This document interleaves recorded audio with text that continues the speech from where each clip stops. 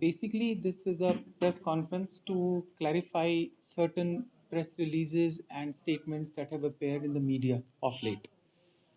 जैसा कि आपको पता है कि आम तौर पे हेडलाइन लगाई जाती है कि कहीं प्रोटेस्ट हुआ है against tariff hike. So primarily this press conference is to clear air कि there is no tariff hike which has been effected in the current financial year, or KPDCL is not empowered to announce or order any tariff hike. जो tariff hike होती है उसके लिए हमारा joint electricity regulatory commission होता है, UT of Ladakh and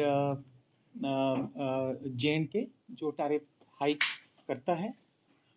basically this is a load revision exercise of the agreemented sanctioned load of the consumers in flat rated areas. Majority of the reports जो आती हैं ये उन एरिया से आती हैं जहां पर हमारे फ्लैट रेटेड कंज्यूमर्स होते हैं.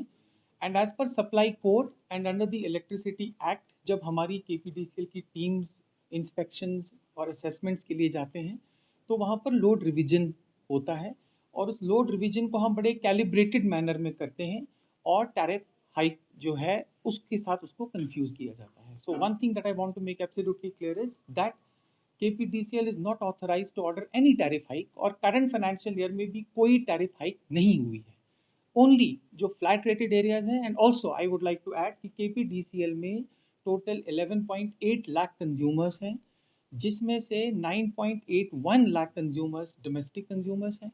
हमारा टोटल जो बेस ऑफ कंज्यूमर्स हैं उसमें 68% कंज्यूमर्स जो है वो फ्लैट रेटेड एरियाज में है.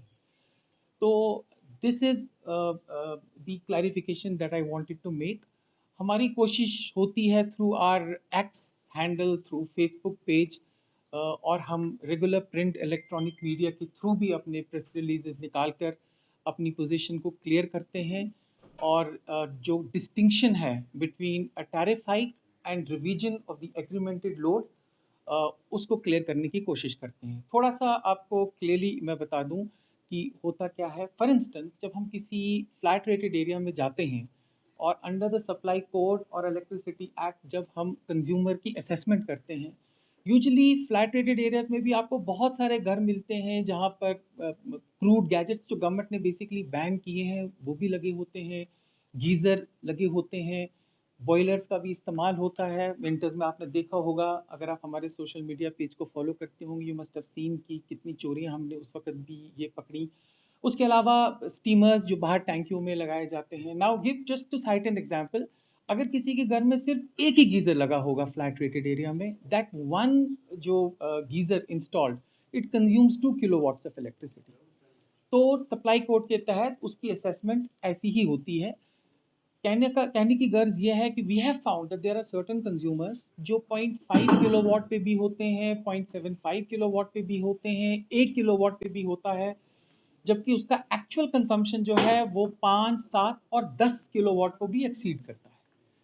तो हमने कहीं भी किसी भी हवाले से और किसी भी अपने इलेक्ट्रिक डिवीजन में कोई बिल्कुल स्टीप हाइक नहीं की है कि कोई 0.75 पर है, 1 पर है तो उसका 5 किलोवाट कर दिया हो या 7 किलोवाट कर दिया हो. Directions have been crystal clear that flat rated areas में you have to have a calibrated approach, a calibrated manner by which you will enhance the load of the consumer after proper assessment. उसके अलावा एक और चीज़ जो हमने की है वो ये है कि we have also created a distinction between जो poor sectors of the society हैं और जो हाई वैल्यू कंज्यूमर्स हैं. बहुत सारे ऐसे फ्लैट रेटेड एरियाज में लोग भी रहते हैं, कंज्यूमर्स होते हैं जो बड़ी बड़ी कोठियों में रहते हैं, इलेक्ट्रॉनिक गैजेट्स का इस्तेमाल करते हैं. Express directions have been given to all the superintending engineers of circles, all the electric division के एग्जीक्यूटिव इंजीनियर्स कि आप हाई वैल्यू कंज्यूमर्स की लिस्ट फ्रेम करें. इनफैक्ट उन्होंने अपनी वो लिस्ट फ्रेम की है और आप डोर टू डोर जाके जो है आप फिजिकल इंस्पेक्शन करके उनके लोड को रिवाइज करें in a very calibrated manner. So this is the clarification that we would like to bring on part of KPDCL. मेरे साथ chief engineer distribution Sandeep ji भी बैठे हुए हैं, हमारे साथ सुपरिटेंडिंग इंजीनियर सर्कल 2 के शर्जील जी भी बैठे हुए हैं.